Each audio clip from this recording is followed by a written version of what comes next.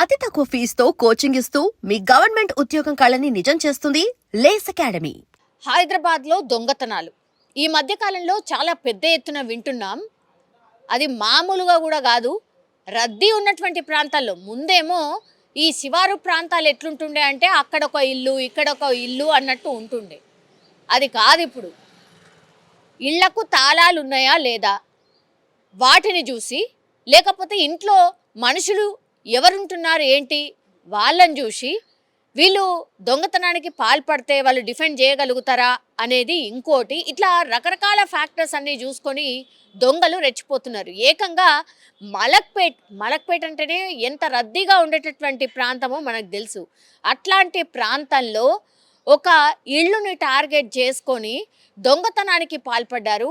వాళ్ళు ఎవరు ఏంటి అని ట్రేస్ చేసినప్పుడు పోలీసులకు తెలిసిన విషయం ఏంటి అని అంటే ఈ నేపాలీ గ్యాంగ్లే, నేపాల్ నుంచి వచ్చినటువంటి వాళ్ళే చాలా మట్టుకి ఈ దొంగతనాల కేసులలో వాళ్ళే ఎక్కువగా పట్టుబడుతున్నారట.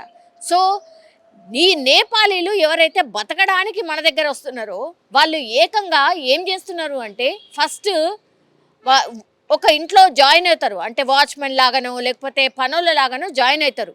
మంచిగా ఉంటారు.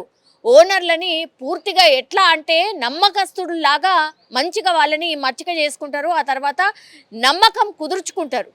ఆ తర్వాత వాళ్ళు అన్నీ చూసుకుంటారు. ఇంట్లో ఏమేమి ఉండొచ్చు, ఎంత దొరకచ్చు, ఇవన్నీ కూడా చూసుకుంటారు. చూసుకున్న తర్వాత ఒక మంచి రోజు ముహూర్తం చూసుకొని ఇట్లా దొంగతనాలకి పాల్పడుతున్నారు.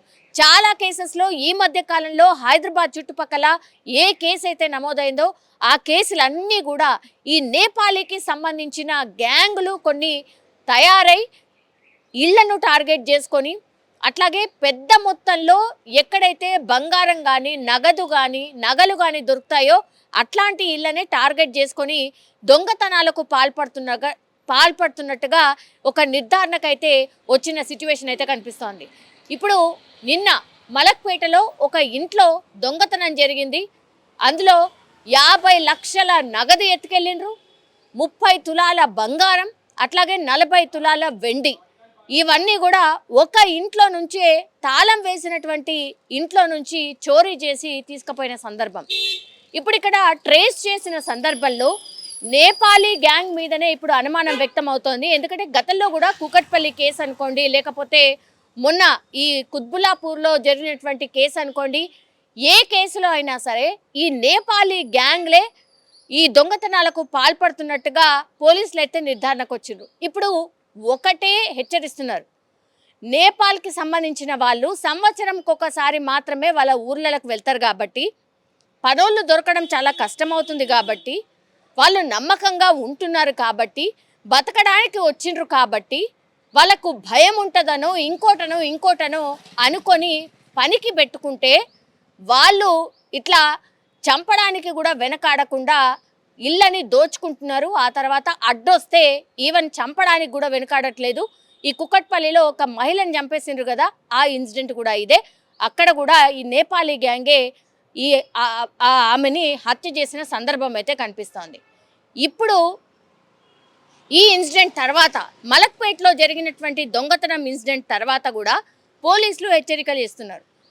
మీరు 3 నెలలకు ఒకసారో 4 నెలలకు ఒకసారో మనోళ్ళని పెట్టుకుంటే ఏదో ఒక సాకుతోని ఊరికి పోవడమో ఇంకోటి పోవడమో చేస్తూ ఉంటారు.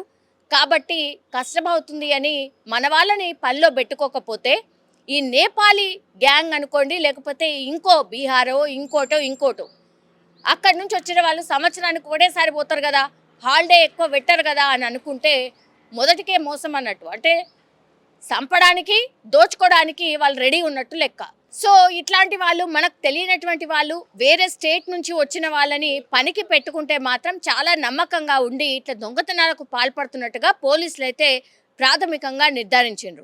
ఇప్పుడు నేపాలీ గ్యాంగ్ ఇది ఒక గ్యాంగ్ అనుకోవాలా, లేకపోతే చాలామంది మల్టిపుల్గా డివైడ్ అయిపోయి పూర్తిగా ఈ దొంగతనాలకు పాల్పడే గ్యాంగ్ అంతా కూడా హైదరాబాద్లో ఉందా? ఇప్పుడు నెక్స్ట్ రాబోతుంది కూడా సంక్రాంతి సెలవులు. చాలామంది వారము 10 రోజుల పాటు వాళ్ళ సొంతూర్లకు వెళ్ళిపోతుంటారు, ఎస్పెషల్లీ ఏపీకి వెళ్ళిపోతుంటారు. మరి అట్లాంటప్పుడు పోలీసులు ఒక హెచ్చరిక జారీ చేస్తున్నారు. మీరు మీ ఇంటికి తాళం వేస్తూ వెళ్ళినప్పుడు దయచేసి పోలీస్ స్టేషన్లో ఒక మాట చెప్పి వెళ్ళండి, ఈ ఏరియాలో మేము ఇక్కడ ఉంటాం కాబట్టి ఇక్కడ మేము ఒక వారమో 10 రోజులు మేము ఉండట్లేదు అన్న మాట చెప్పి వెళ్ళండి. లేకపోతే పక్కన వాళ్ళో ఎదురింటి వాళ్ళో అట్లాంటి వాళ్ళకన్నా చెప్పి వెళ్ళండి.